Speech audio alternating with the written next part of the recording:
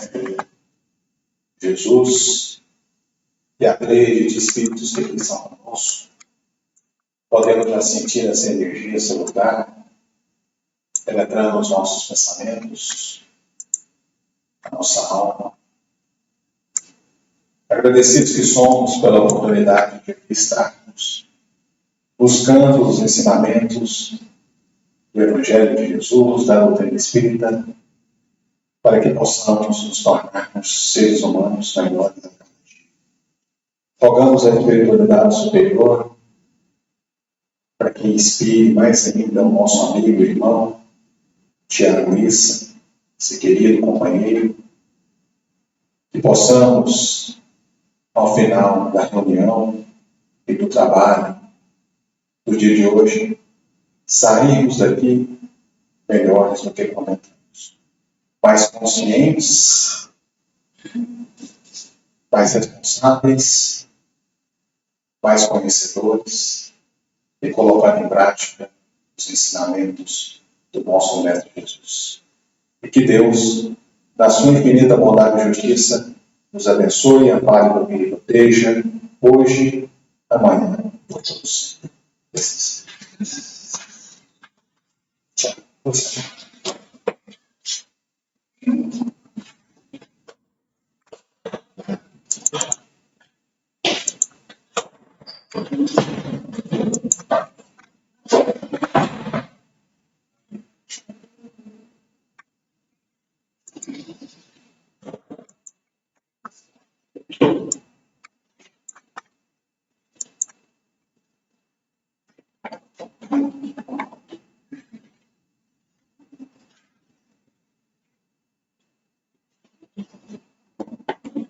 Boa tarde, meus amigos, meus irmãos. É um grande prazer, uma honra sempre estarmos aqui de volta na Casa do Caminho, na unidade nossa aqui, na Casa do Caminho, no Centro Espírita de Unidade de Jandaia. É motivo de honra, de orgulho, por um bom sentido, porque nós vamos falar do orgulho também, não tem que pregar. Da gente poder estar tendo a oportunidade de falar sobre Jesus, sobre as leis divinas, sobre as leis de Deus. Então, eu acredito que nós somos privilegiados da gente poder estar falando sobre isso aqui, né? Sendo compelido a fazer bom uso da palavra, né? Porque às vezes a gente não faz corriqueiramente bom uso da palavra, às vezes a gente usa as nossas bocas com um uso não muito construtivo, né? Obrigado. E também acredito que somos todos que estamos aqui privilegiados nesse momento, porque nós estamos no sábado à tarde, aqui reservando um tempo nosso para algo mais elevado, algo mais construtivo para o nosso próprio melhoramento. Então, que nós possamos aproveitar ao máximo essa oportunidade que estamos tendo, né? Já gratos à direção da casa, à espiritualidade e ao Pai, nosso Pai maior. Como já foi bem exposto aqui na introdução, nosso tema é um tema que trata da humildade como chave da evolução espiritual. Um tema muito caro, porque ao nos investigarmos, nós percebemos que se trata de uma característica pouco valorizada, como sendo uma característica, uma qualidade fundamental do ser humano. Muitas vezes a gente tenta entender e descobrir variados mistérios do universo e não se atenta para diretrizes básicas que o próprio Mestre já nos trouxe. Então, para a gente começar a falar sobre a humildade e como ela é uma chave para a nossa evolução espiritual, a gente tem que começar do básico. Nós estamos numa casa espírita e é sempre importante nós rememorarmos, nós lembrarmos o que vem a ser evolução espiritual. Por que a casa espírita, a doutrina espírita, trata com tanta frequência sobre este tema evolução espiritual, né? Quem aqui pode nos dizer que já é profundo conhecedor da doutrina espírita, só para a gente ter uma ideia de como estamos aqui nos posicionados. Antes até de perguntar para vocês, é importante a gente lembrar: a casa espírita é uma casa de acolhimento, é uma casa em que todas as pessoas, independentemente da sua fé, ou até da ausência de fé, são todas muito bem-vindas. Nós desejamos muito que qualquer pessoa que entre aqui saia muito melhor do que entrou. Essa é a nossa grande missão.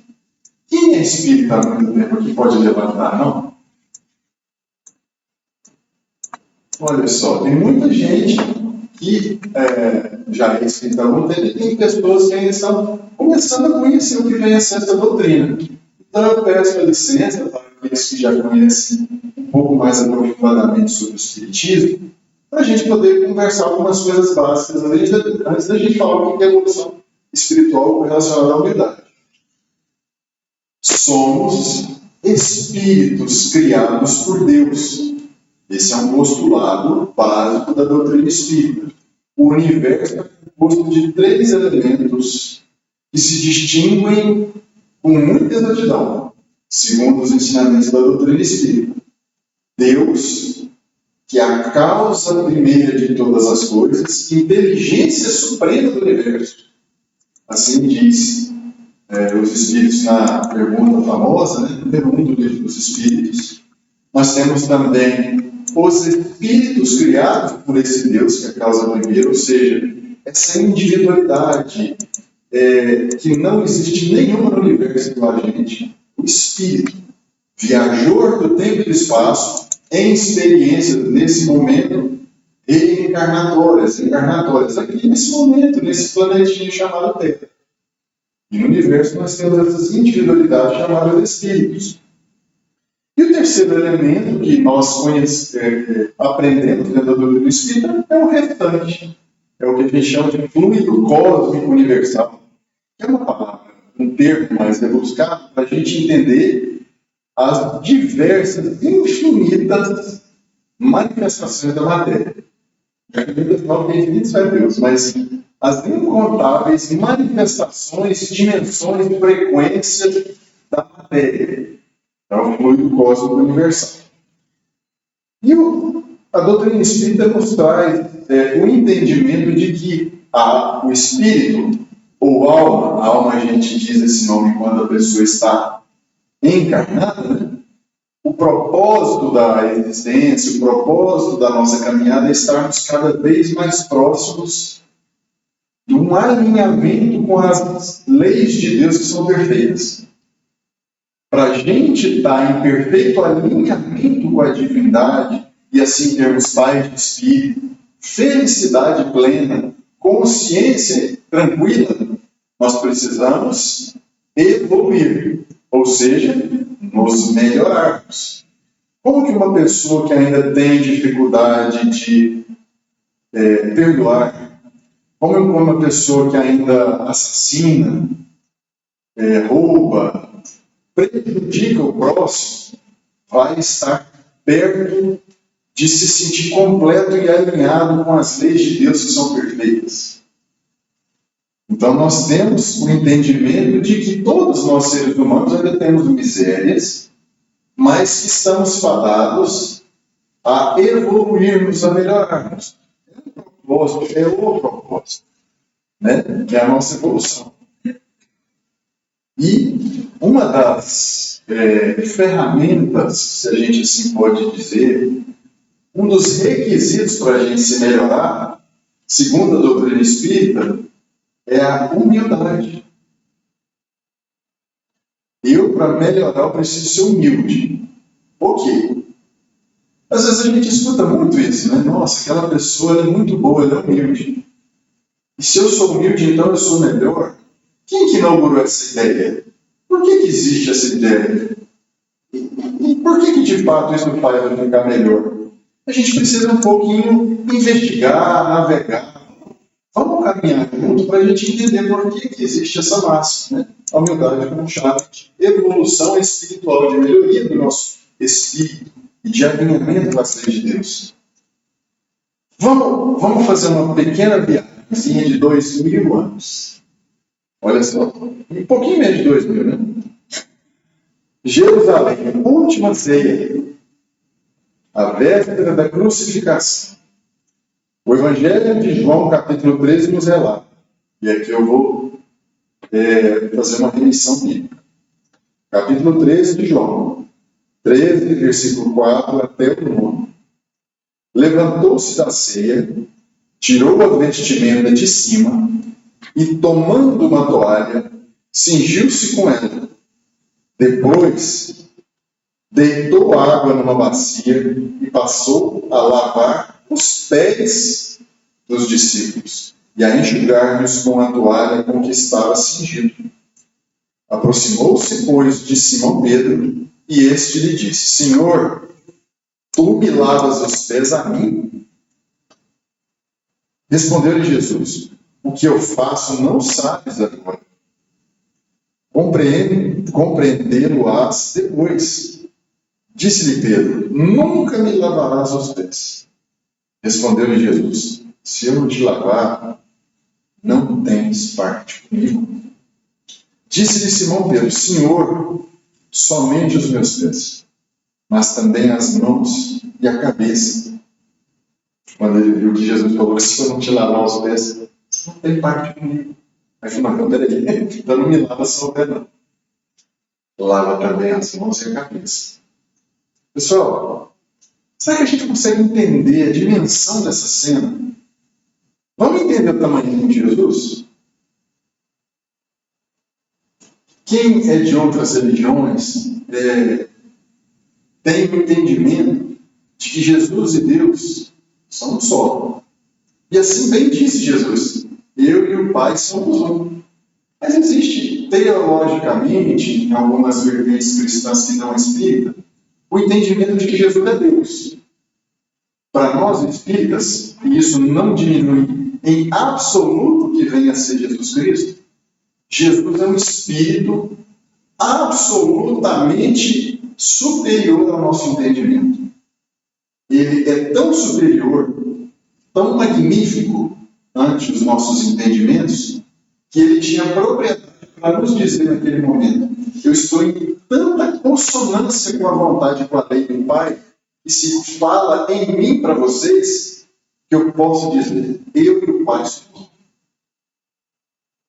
Vocês imaginam, se esse homem, se esse ser divino, encarnado e travestido de ser humano como nós, tinha a capacidade de dizer que ele e o Pai eram um, vamos tentar entender o tamanho, só um nozinho na nossa cabeça, para entender então que tanto que o universo é grande. E Jesus ainda tinha capacidade de dizer que a lei do Pai estava dele.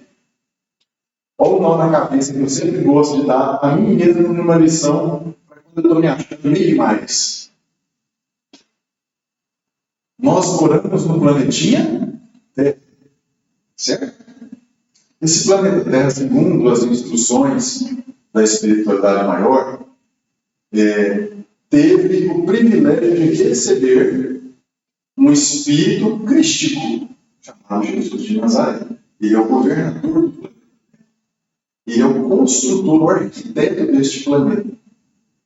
Olha o tamanho desse homem, dessa alma, desse espírito. Nós moramos no planeta Terra, no sistema solar, composto aí de quase uma dezena de outros planetas, que em outras dimensões têm também vida. Não nessa dimensão. Então nós temos aí Netuno, Vênus, enfim, Saturno. Nós temos estes planetas dentro do sistema solar. Tem essa estrela, que é uma estrela, dentro das estrelas que já são conhecidas, uma estrela de quinta grandeza. Estrelinha, o Sol para a gente é um astro rei. Dentro dos conhecedores já de astronomia, é uma estrelinha de quinta grandeza. Ela não é nada, porque ela é uma estrela já conhecida. Mas nós moramos nesse sisteminha solar. Um solzinho aqui, de quinta grandeza, uns planetinhas ao nosso redor, mas parece grande pra caramba essa história do parece. E esse sistema solar está inserido dentro de uma galáxia chamada Via Láctea. Sabe quantos sistemas solares parecidos com o nosso, com estrelas maiores que nós, existem só nessa galáxiazinha pequenininha chamada Via Láctea? Mais de 200 bilhões de sistemas solares. Mais de 200 bilhões de sistemas solares numa galáxiazinha chamada Via Láctea. Só que nós já descobrimos mais de 100 bilhões de galáxias. Aí dá um nó na cabeça, tá? Aí é melhor eu voltar aqui para o jantar. Voltando para o universo grande. Tem mais de 200 bilhões de sistemas solares numa galáxia bem pequenininha. Só que dessa galáxia ali tem outras 100 bilhões ou mais. Já conhecidas. E tinha um espírito crístico que veio aqui e falou: eu faço tudo. E esse cidadão que está em perfeito e completo alinhamento com o Criador desse universo, que a gente não consegue nem imaginar o tamanho, ele de repente, na passagem dele, chamou pessoas errantes. Jesus podia inclusive ter falado assim: ó, eu estou trazendo 12 arcanjos comigo. Desce Gabriel, desce fulano e tal, só os espíritos mais evoluídos, os parceiros, eles moram lá no software, lá na sala de justiça. Não tinha aquele desenho mais tarde na sala de justiça, né? Os caras que a gente não faz nem ideia do tamanho espiritual. Jesus não chamou espíritos já completamente evoluídos. Ele chamou pessoas também com uma tarefa, uma missão espetacular, que tinham uma evolução espiritual muito maior do que a minha, que eu posso dizer por mim, porque foram escolhidos para estar caminhando com Cristo. Mas, de qualquer forma, espíritos que ainda erravam muito. Pedro negou Cristo 3 vezes antes da crucificação. Entre a última ceia e a crucificação. Então, ele faz isso para quê? Para mostrar que esses discípulos eram gente como a gente. Então, às vezes, quando eu estou estudando Cristo, eu consigo me identificar muito mais com Pedro, com Tiago, com João, do que com Cristo. Porque a gente sabe, né? A gente se vê nos erros dos outros. E esse ser maravilhoso chama esses 12 errantes e fala: vem cá que eu vou lavar o pé de vocês. Gente, o pé do pessoal na época não é um pezinho bonitinho, não. Quer dizer, bonitinho não vou mostrar para você, não tem nada não. Mas é um pé que não está arrebentado, cheio de ferida, cheio de poeira, de quem andava com sandália na terra o dia inteiro, não tinha tênis gostoso, confortável, estava um antisséptico aí para não ter chulé. A unha devia ser daquelas assim, né? Era uma coisa muito suja. As pessoas entravam nas casas e tinham que lavar as mãos, lavar os pés, tirar a sandália, para poder entrar na casa para não sujar. E ainda existe, inclusive, esse hábito, né? Os orientais japoneses tiram os sapatos para não entrar em casa. Mas você imagina o espírito mais evoluído que pôde pisar no pé desse planeta, chama o pessoal de lavar o pé deles. Quer dizer, é uma tarefa mais assim, subalterno, mais pueril. E os discípulos, então, com aquela cena, eles ficam muito espantados. Peraí, você é o superior, você é o melhor, você é o mestre. Como é que eu vou deixar? O senhor está me constrangendo com Pedro. Você não lava meu pé, não. Está doido, eu lavo o seu. Porque qual que é a lógica do mundo? Eu estou vindo para cá e agora que eu estou lembrando de um desculpa. Desculpa aos irmãos que estamos acompanhando aí nas redes sociais. Perdão. Mas a lógica do mundo não é a lógica do Cristo. A lógica do Cristo revoluciona o mundo. O Cristo vem para dizer: o menor é melhor. Aquele que se humilha será exaltado. Aquele que se eleva será rebaixado. Não revido, amo, dou a outra face, caminho a outra légua. Pessoal, na época do Cristo, Isso foi revolucionário, mas é revolucionário ainda hoje. Porque no nosso mundo de hoje, a gente ainda percebe que nós nos posicionamos com hierarquia frente aos nossos irmãos. Nós ainda nos comportamos de maneira a nos enxergarmos melhores do que os nossos semelhantes. Não é mesmo? Por que então Jesus precisava dar uma lição tão contundente para nós? Porque num momento tão especial da passagem dele, estava acabando a passagem dele enquanto encarnado, ele fez questão de trazer uma lição importantíssima. Ele não falou nada à toa. Não era papo furado. Tanto é que está registrado nas Escrituras Sagradas. Por que ele fez questão de falar de maneira tão marcante que ele, inclusive, instaurou um ritual? O ritual do lava-pés dos discípulos dele. Era para ficar gravado na história. Mas por que é tão importante para Jesus falar naquele momento, para que ficasse tão gravado para a gente, que ser humilde é fundamental? Vem cá, eu vou lavar os pés de vocês. Se você não me deixar lavar seu pé, você não tem parte comigo. Isso não é pouca coisa para você ter. Isso não é brincadeira mesmo que eu falar. Aí nós vamos lembrar, inclusive, para entender o tamanho da importância que Jesus está fazendo, do próprio Sermão do Monte. Num dos trechos, nós lembramos da máxima: bem-aventurados os pobres de espírito, porque deles é o reino dos céus. O pobre de espírito é aquele que... Qual que é a inteligência do termo bem-aventurado do pobre de espírito? Por que a gente usa esse termo, né? Pobre de espírito. Às vezes, pelas nossas palavras, a gente pode se sentir confuso, mas o que o bem-aventurado, o pobre de espírito, quer dizer, segundo Jesus, quando ele nos traz, e depois ele ainda acrescenta que é deles o reino dos céus, nós precisamos entender que o pobre de espírito é aquele que sabe que nada sabe. Se a gente está falando dos bilhões de galáxias, o que de fato a gente pode afiançar categoricamente que nós sabemos, que nós temos, que nós somos nesse mundo? Nós não sabemos de nada. Mas a gente vive como se a gente realmente não soubesse de nada. Como é que normalmente a nossa postura no dia a dia? Será que a nossa postura é de realmente se comportar conosco, com os nossos semelhantes, como pessoas que têm a sabedoria de saber que se sabe e ao mesmo tempo saber que é nada do que a gente sabe ainda? Não é mesmo? Bom, essa máxima, bem-aventurados os pobres de espírito, ela é zombada até hoje pelos céticos. E, frequentemente, ela é inclusive distorcida. Kardec, no Evangelho segundo o Espiritismo, capítulo 7, nos traz: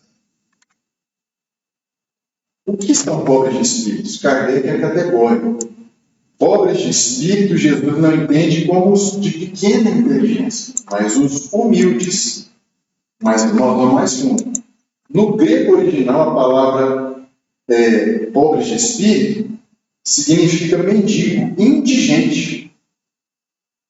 Aquele que nada possui e depende completamente da generosidade alheia. Não é simplesmente um pobre, um miserável, um desprovido. É aquele que depende de tudo. Quem depende de tudo? Dos outros. Todos nós dependemos dos outros. E, acima de tudo, todos nós dependemos do nosso Criador. Nós não temos nada, pessoal. Vou contar uma história rápida para vocês. Esses dias para trás, a minha mãe estava viajando comigo, no sentido de Uberlândia, e ela se lembrou de uma fazenda que meu avô, o pai dela, tinha, e que ela foi criada junto com os irmãos nessa fazenda. E deu uma saudade nela de visitar essa fazenda, e era mais ou menos no caminho de volta. Falei, mãe, eu vou te levar nessa fazenda que você passou sua infância. Era uma memória de infância afetiva dela. Chegamos lá, a fazenda, mudou completamente e só tinha a sedezinha que era a fazenda do meu avô há 60 anos atrás. O interessante é que ela saiu de lá um pouco assim, nossa, tá, vi a fazenda. Foi um misto, foi uma experiência tanto agridoce, sabe? Aí nós saímos de lá, o que você está sentindo? Ela falou, meu filho, é muito interessante. Nós chegamos lá, descobrimos que a fazenda hoje era de uma empresa de confinamento, mas antes de virar empresa de confinamento, era uma fazenda de uma outra pessoa, que comprou de outra pessoa, que inicialmente comprou do meu avô. E meu avô faleceu já tem uns 30 anos. Pouco menos, em 97. 28 anos. Beijo. O interessante é que assim, a fazenda foi dele. Foi dele. Não foi. Ele foi possuidor momentâneo daquela fazenda. E a gente saiu da fazenda com aquela sensação assim, gente, nós não temos nada. Mas, na verdade, somos possuidores, usufrutuários momentâneos de tudo. Que não seja as aquisições morais e intelectuais que nós levamos. Essa roupa, o carro que eu cheguei, nada realmente que não seja importante a gente consegue levar. Então, o problema é que a gente vive sem reconhecer que, então, se a gente não tem nada que não seja as nossas aquisições morais e individuais, a gente depende de tudo de Deus. Deus nos empresta. Deus nos empresta. Então, o humilde, de fato, é aquele que percebe que, na verdade, depende de Deus. Humilde, pessoal, não é aquela pessoa que abaixa a cabeça para tudo, para todo mundo, que tem um comportamento subserviente, quase que de vitimismo. A gente tem uma ideia, às vezes, muito distorcida do que vem a ser humildade. Humildade não é esconder as suas qualidades, não é se posicionar adequadamente quando é necessário. Não é não se posicionar. Humildade é você ter ciência de quem você de fato é e do seu lugar no mundo. E quanto mais você tem uma ideia clara de quem você é através do autoconhecimento, mais você percebe que você realmente é muito pequeno. Só que a gente não anda com essa postura. E esse é o ponto crucial. Essa tendência de nós nos acreditarmos superiores a tudo,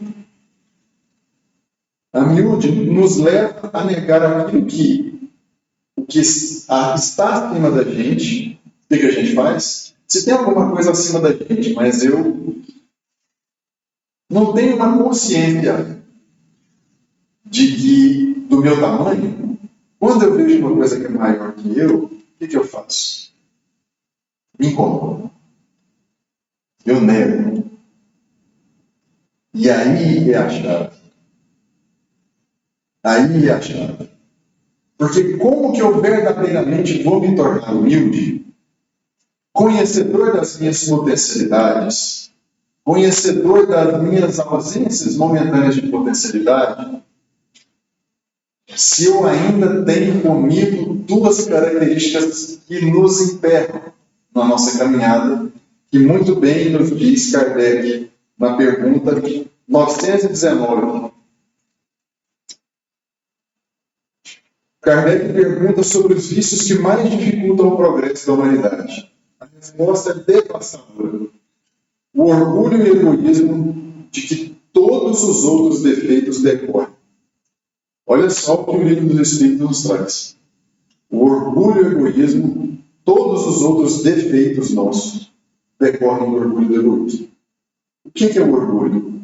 É a superestimação de si mesmo. É considerar-se superior aos outros, ou seja, em inteligência superior, moral superior, posição social superior, em conhecimento espiritual superior. O orgulhoso se coloca no centro do universo e mede tudo a partir de si mesmo. O orgulho não é apenas achar-se melhor que os outros, é fundamentalmente não reconhecer Deus como origem de tudo. É atribuir a si mesmo que o que vem que que a gente vem antes de Deus. Jesus nos diz: amar a Deus sobre todas as coisas. Vamos fazer uma pergunta sincera para a gente? A gente consegue hoje dizer para nós mesmos, cada um aqui em silêncio, meditativo, eu amo a Deus mais do que eu amo qualquer outra coisa na minha vida? Vou falar por mim, tá? Eu não consigo ainda. Eu vejo que tem muitas outras coisas mais importantes que eu amo mais do que eu me coloco no meu dia a dia como um ser completamente dependente do amor do Pai. E isso ainda é fruto do meu orgulho, de eu me colocar como centro da vida. Se o sol é uma estrela de quinta grandeza, eu sou uma estrela muito maior. Porque eu ainda ajo de acordo com os meus interesses pessoais. E aí a gente já vai até para o egoísmo, não é mesmo? Olha quanto orgulho e egoísmo andam tão próximos um do outro. O orgulho e o egoísmo mostram que o sol da nossa vida ainda somos nós. Eu tomo atitudes, as minhas atitudes são norteadas se aquilo vai me beneficiar ou não. Não é mesmo? Se alguém pisa no meu calo, será que eu perdoo? Como que alguém me ofende? Eu, essa pessoa tão fantástica, tão conhecedora, tão inteligente. E essa nossa postura, essas nossas limitações de orgulho e egoísmo, elas realmente dificultam o nosso caminhar de autoconhecimento para que a gente entenda que a humildade, ou seja, a perfeita consciência de quem somos e do que a gente precisa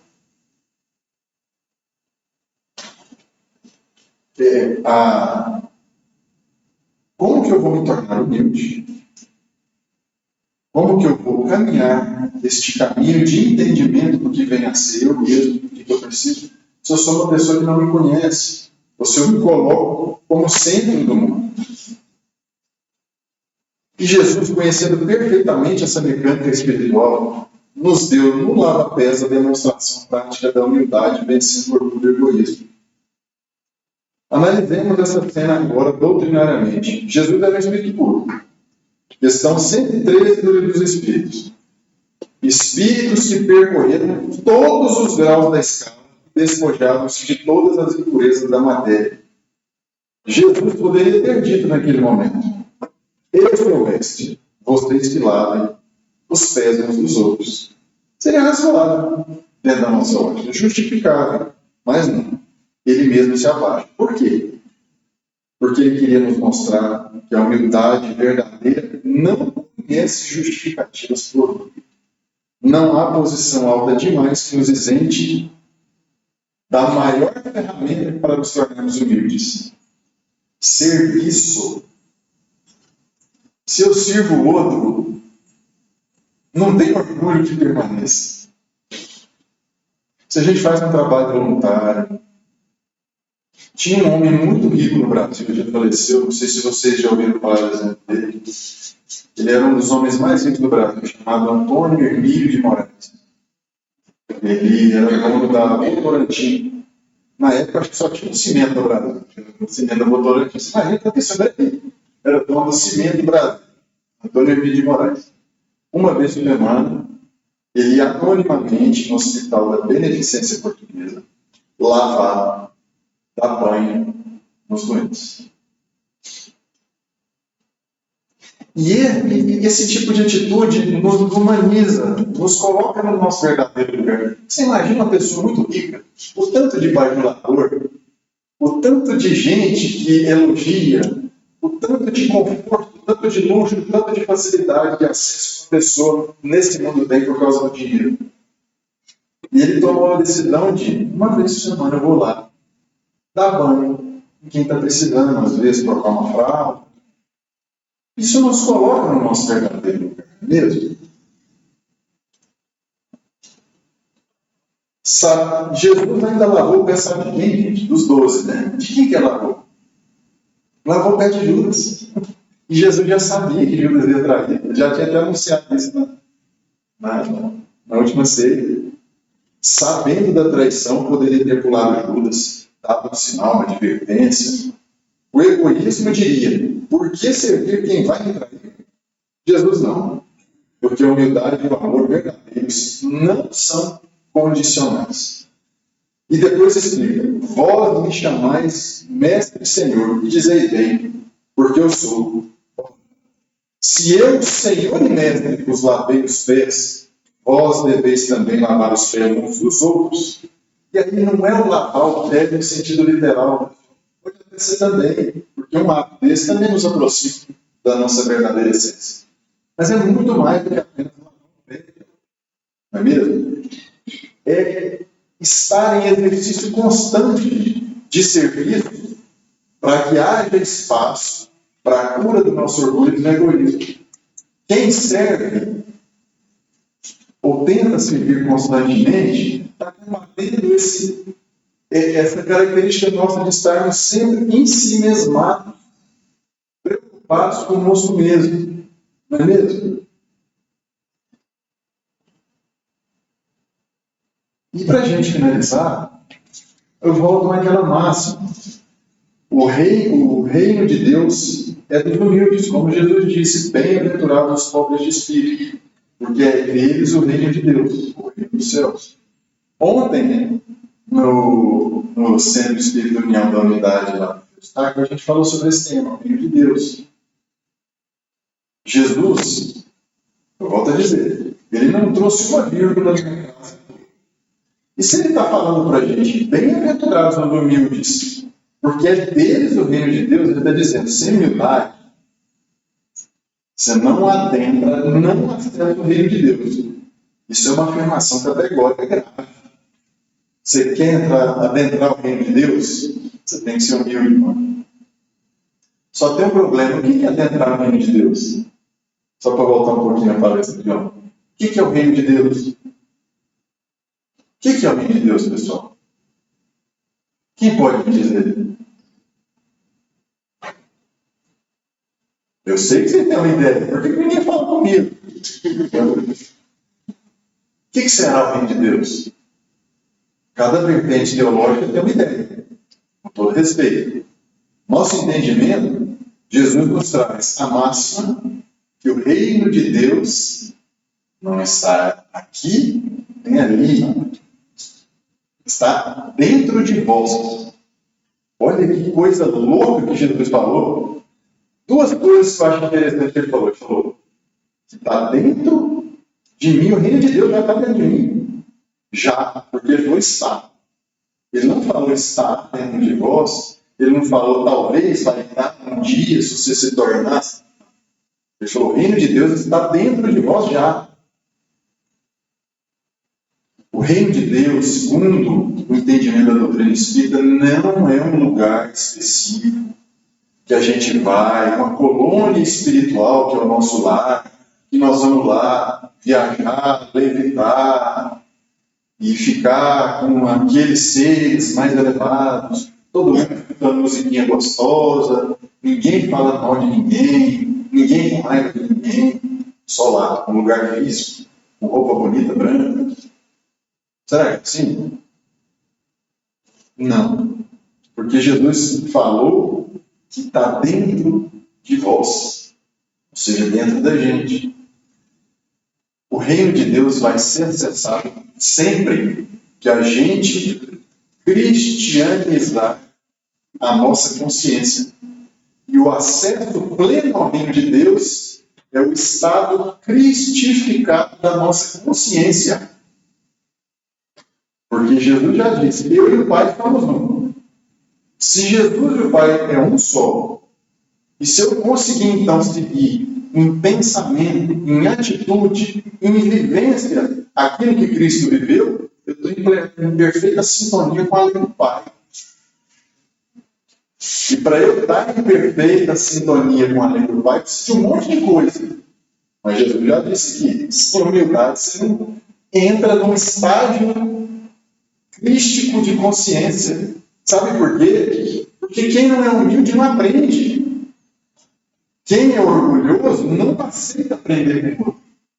Quem é orgulhoso não aceita se transformar. E só evolui quem se transforma, quem melhora, quem aprende. A doutrina espírita já nos ensina isso também, com variadas palestras de milhares de palestras de Valdo Haroldo, livros do Chico, codificação kardeciana. O ser humano evolui através das duas asas, da moralidade e da intelectualidade. Não tem como nos melhorarmos sem a asa da moralidade, a transformação dos nossos sentimentos, mas sem também a aquisição de conhecimentos intelectuais. A asa da moralidade é mais importante, a asa do sentimento. Mas também não alça voo quem não conhece e entende. E assim sendo, o humilde olha para o lado e fala, bom, eu sei muita coisa, mas o que esse rapaz está querendo me dizer? Deixa eu ver se ele vai acrescentar no que eu já sei, mas eu sei que eu sei pouco. Fala aí. Aí você vai, absorve. Aí a minha esposa está lá em casa, ela fala, Tiago, você já percebeu que você está errado nisso, nisso e nisso? Por quê? Eu estou errado. Você que isso. Aí é o orgulho que não deixa eu ouvir uma crítica construtiva para eu ser o melhor pai, o melhor profissional, o melhor ser humano. Claro. Sobre a visão do adulto. Pois não. Eu poderia sentir orgulho da minha mãe, do meu pai, coisa da lei. O orgulho que você está se referindo, pelo que eu estou entendendo, é um orgulho, na verdade, num sentido de bem-querer, de admiração. A palavra orgulho no sentido de admiração, com certeza, não é uma manifestação dessa característica do orgulho que nós estamos falando aqui, né? Porque o orgulho que nós estamos falando aqui é a gente superestimar nós mesmos. Eu tenho orgulho de mim mesmo muito grande, é mesmo. Mas o que você tem para vender? Como diz o outro, né? Quantas garrafas vazias você tem para vender? Eu sou uma pessoa muito inteligente, muito caridosa. As pessoas me ofendem e eu não faço nada em troca. Eu não tenho inveja. Eu só faço coisa boa. Nossa, mas você está aqui nesse mundo de prova e expiação. Por quê? Você é anjo já? O que você está fazendo? Eu falo por mim. Eu ainda tenho uma autoestima minha muito humilde, porque eu ainda não perdoo. Se eu não perdoo, sabe por que eu não perdoo? Porque eu ainda não erro. Porque se eu percebo que eu sou uma pessoa que erra muito, eu vou falar na próxima vez que uma pessoa erra comigo. Ué, peraí, deixa eu perdoar, porque eu errei com ela anteontem, ou com o meu vizinho anteontem. Mas a gente não perdoa porque a gente esquece que a gente erra. Não é a praga no olho do outro, quer dizer, a remela no olho do outro e a praga na flor. Não é mesmo? Mas essa admiração por outras pessoas, na verdade, é um comportamento até humilde, no sentido de reconhecer nos outros qualidades que você quer ter para você, que você às vezes ainda não. E orgulho de duas visões, né? Você falou, e essa sentir orgulho de outra pessoa. A ideia do orgulho do egoísmo é essa vida em si mesmada. Só para a gente encerrar, então. Paulo, depois de... A história de Paulo a gente conhece um pouquinho, do discípulo Paulo, do apóstolo Paulo. Vamos lembrar qual é a história de Paulo. Paulo conheceu Jesus enquanto encarnado? Nem viu. Quer dizer, viu um dia que ele foi perseguir um rapaz, um outro cristão, numa cidade chamada Damasco, porque ele era um grande nome do Sinédrio, né? Um fariseu grande lá. Eles estavam procurando cristãos novos, ele estava apedrejando e matando. Aí, esse tal de Paulo de Tarso, que era da cidade de Tarso, parou no portão da cidade de Damasco. Jesus foi lá e apareceu para ele: Saulo, por que me persegues? E transformou a vida de Paulo, que se tornou o maior difusor do Evangelho. E Paulo um dia chega e fala: não mais sou eu quem vive, e sim o Cristo que vive em mim.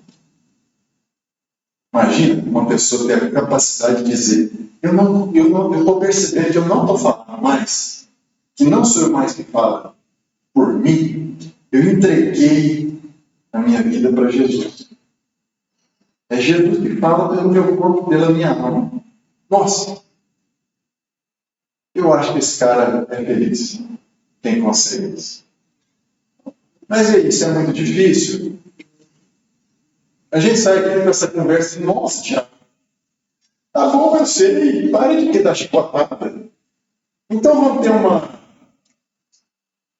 uma saída prática para esse nosso bate-papo. Porque não adianta só a gente ter um debate teológico, tomar o passe, voltar para casa e ficar tudo na mesa. Não adianta. Tarefinhas nossas, autoconhecimento. A gente precisa se conhecer. A gente olha para o outro o dia inteiro. A gente julga o outro o tempo inteiro. Mas a gente não se olha. E a gente precisa se autoconhecer através da meditação, da oração, da investigação nessa de si próprio. Ter coragem de olhar no espelho. Tenta a bolinha do nosso olho e falar, e aí? Você fez feio hoje? Que vergonha. Vamos mudar amanhã? E a gente consegue, se a gente adota essas posturas. Oração, estudo, transformação das nossas atitudes e sentimentos. Mesmo? Porque quando a gente se conhecer verdadeiramente, reconhecer a nossa pequenez, nós vamos entregar realmente a nossa vida para as diretrizes do Cristo, para os ensinamentos do Cristo. E aí, a gente vai se tornar humilde. E a gente vai começar, quem sabe, a caminhar com com uma velocidade melhor dentro da nossa evolução espiritual. Já falei demais. Agradeço muito a paciência com que nos ouviram, perdão pelas nossas limitações de falhas. Desejamos muito que todos que estão aqui encarnados e desencarnados estão aqui sentados junto com a gente. Eu nunca vi nada. Sou espírita. O pessoal fala assim, não, você é espírita. Sou. E aí, você é espírita? Você ouve espírita? Como é que é? Nossa, cara, não, nunca vi nada. Nunca senti cheiro, nada. Mas teve mediunidade, todo mundo. Né? Mas enfim, todos nós encarnados e desencarnados, nós possamos passar pelo tratamento com muita fé, porque sem fé o tratamento tem um nível de atingirmos. Com fé de que os fluidos necessários para o refazimento das nossas energias, ele chega em outro patamar. E lembrando, vamos sair daqui limpinho, gostoso, confortável e confortado, mas a gente precisa levar isso e deixar que isso permaneça na nossa casa interior e no nosso lar. Mesmo? Grande abraço a todos, muito obrigado.